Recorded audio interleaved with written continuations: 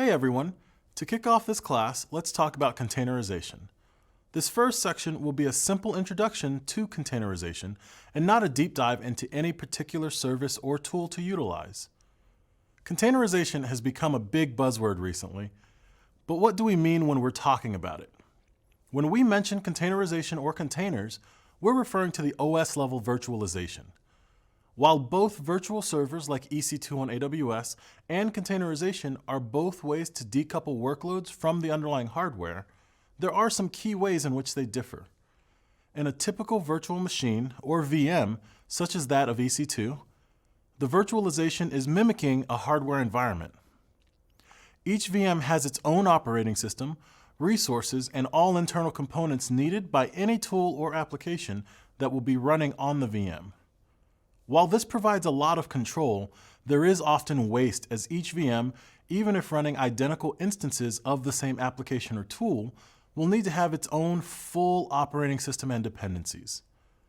With containerization, there is an additional layer of virtualization on top of the guest OS. The different virtualized containers can share an underlying OS and even additional things like binaries and drivers in order to cut operational overhead. Because of this, the container is able to run a much lighter instantiation of only the necessary environment components and involve much less duplication and waste.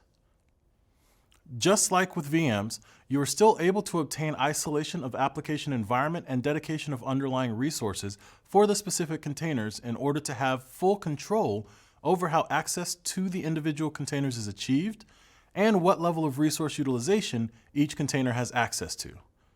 This also makes replication, backup and restoration, deployment, and underlying resource utilization lighter and easier to manage as the images of the containers are more focused on just what they need instead of every underlying dependency.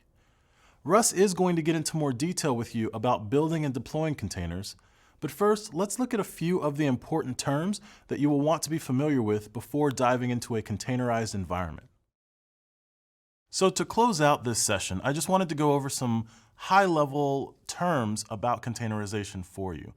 These terms will be container, image, and registry. After this section, Russ will dive deeper into using Docker and Amazon EC2 Container Service, or ECS. So the first term that I want to dive into is container. A container is the overall package and virtualized environment that you'll be using.